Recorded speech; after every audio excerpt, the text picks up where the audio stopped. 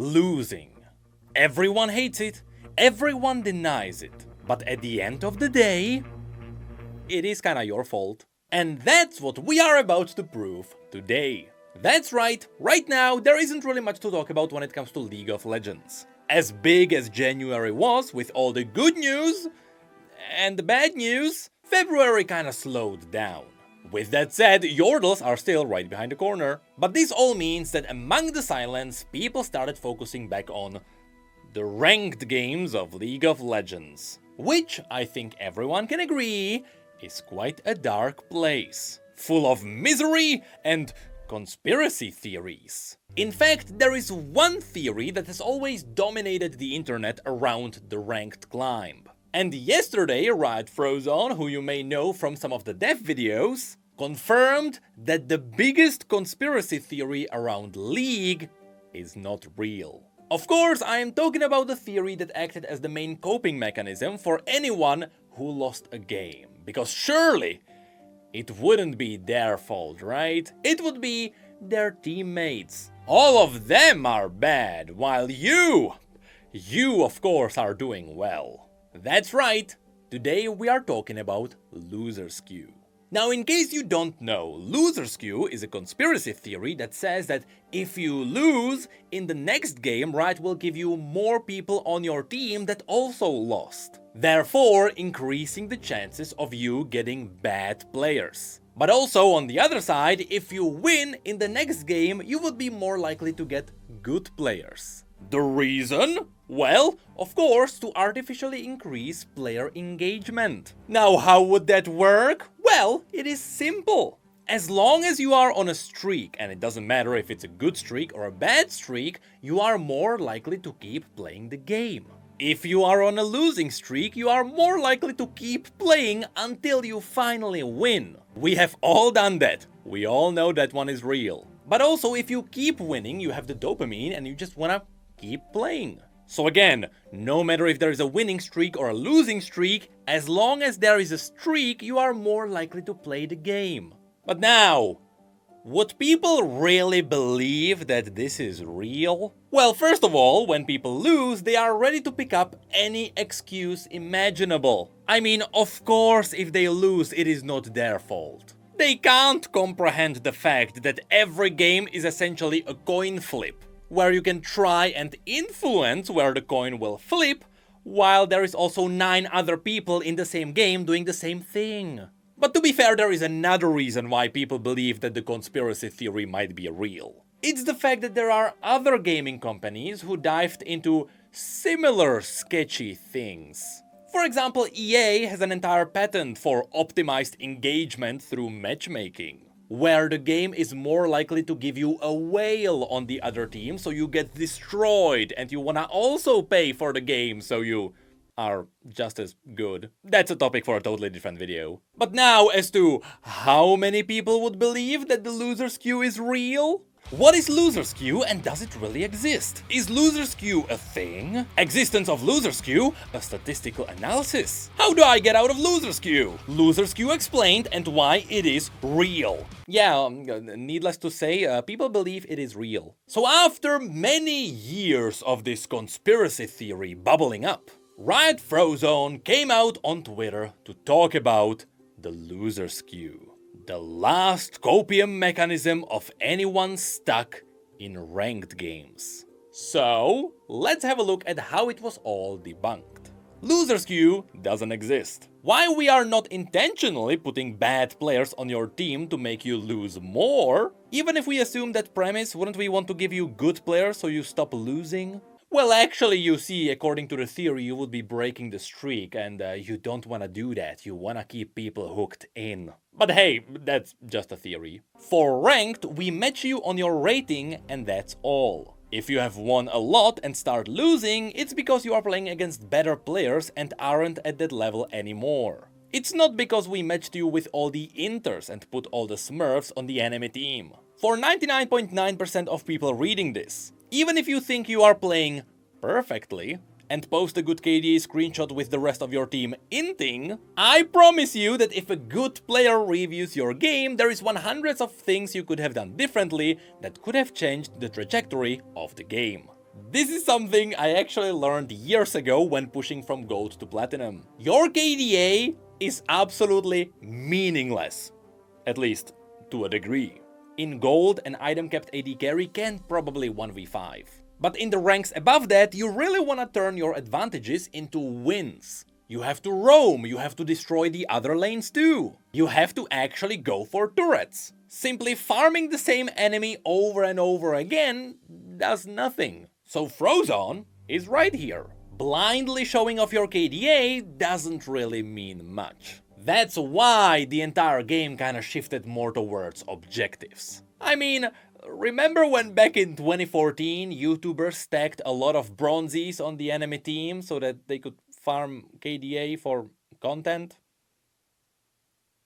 Yeah, I remember. Sure, there are games where your teammates play poorly. That's just the nature of a 5v5 game. In the long run, you are the only common factor, and the only one responsible for the rating is you. If you took an unwinnable game and replayed it with any challenger in your spot, it would probably result in a win. That's right! Here, Frozone is just telling you what you probably don't wanna hear. If you lose, it is probably your fault. Yes, there are games where you will have such a big disadvantage that it is almost impossible to win it. The key word being almost impossible. There is a reason why Challenger players are able to reach Challenger in 20 games or less. It's because they know how to win these lost games. I'd like to use TFT for a really good analogy. People who don't play ranked in TFT will tell you that this game is just a bunch of random numbers. So it goes down to chance as to how good your rank actually is. But they fail to realize that master players consistently hit master rank no matter what. And that's simply because they know how to play around the numbers and they know how to increase their chances of winning. And the exact same thing is happening in League. So if you lose, you have to live knowing there are things you could have done better. After which Frozone continues. A good non-giving up attitude, a growth mindset, investing in a good coach or asking reputable people for advice will help you make your relationship with League a lot better. What if I'm not looking for a relationship? There are 5 potential giver-uppers on the enemy team and only 4 on yours. Don't make it 5. This brings up another good point. If you decide that you are playing an unwinnable game, at that point, you are one of the 5 people who is giving up. And that might be what is dragging the team down. So the next time you see a 1 against 4 surrender vote, maybe you should think about what you want to do with that game. Then again, this is a video game and people are supposed to have fun. I get it. But just don't complain after you get onto a losing streak. But thankfully, Frozone still continues. I mainly wanted to make this post because in the process of helping people debug their accounts, there are so many people who legitimately believe that we are putting them in a loser's queue that it's driving me crazy. After which Frozone also gives us some tips for climbing the ladder. Some observations from coaching over the last 12 years. First of all, most players play too conservatively with a lead. Playing on the edge to draw pressure and waste the jungler's time, while not throwing, is extremely impactful. Playing for KDA so you can post a screenshot of doing well, while your team feeds so you can feel better, is not gonna help you get better.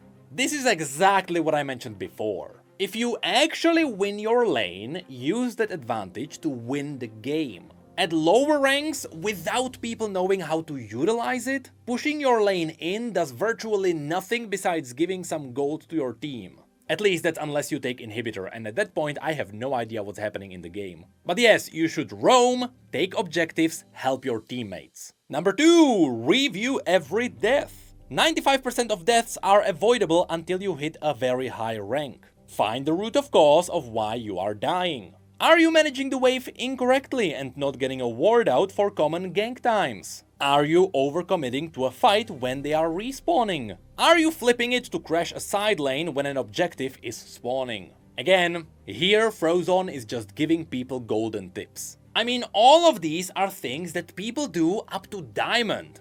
Sometimes in Challenger. And in some cases people do it because It's fun! It's fun to dive after the enemy for a kill. But don't be surprised when you learn that that's the perfect opportunity for the enemy jungler to gank you. Again and again and again. Number 3. Play to your win condition while identifying and disrupting theirs. Find which lanes are volatile and most likely to carry the game from either side, and prioritize your resources there. If your top lane is a swingy matchup and you get them ahead, they are gonna create so much pressure for you that the game becomes very easy to navigate. I love this point the most because I subconsciously did that. Back when I mained Bard, I learned that the best way to win a game is to leave my lane and roam mid. And so I roamed as frequently as possible. Now yes, my carries were not the happiest about it, but I did it during a mid-dominating meta and I did secure the wins. So depending on what champion you are playing, find what you should do not only to win the lane, but also what you should do to win the game. Now of course, this entire post did make it to Reddit, where people had quite the debates about it. But surprisingly, out of all the places, there were some people who pointed out a really smart thing. And I love the coin analogy the most. And it all goes back to the fact that mathematically, when you play League of Legends, it is always a coin flip. In theory, you only have a 50% chance to win. You either win or lose. That's ignoring all the player skill for now.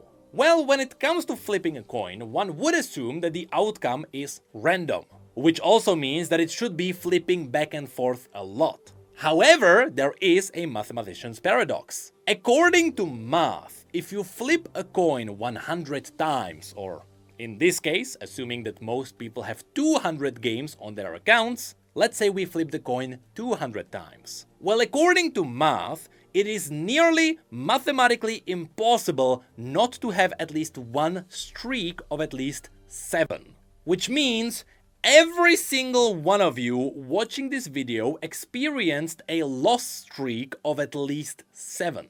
Purely looking at random chances, if you have at least 100 games on your account, statistically, that's what happened. That's the paradox around 50-50 outcomes. They are not flipping back and forth as often as you would expect. If you lose 9 times in a row, the next time you flip the coin, it is still a 50-50 chance. So the chance of losing again is still pretty high. And that, my friends, is how a conspiracy theory is born. Because with enough people experiencing this paradox, people may believe that Riot wants to artificially increase the streaks. Hence where the losing streak conspiracy theory came from. And here Riot Frozen debunked it all. Which means that surely now people will accept it. They will accept that perhaps they are simply not good enough and that they are not improving fast enough. Surely people understand that in order to climb the ladder, you have to learn. Surely it means that since loser skew doesn't exist and higher skilled players can consistently win better than lower skilled players, there must be a foolproof collection of tips that higher elo players have that consistently helps them.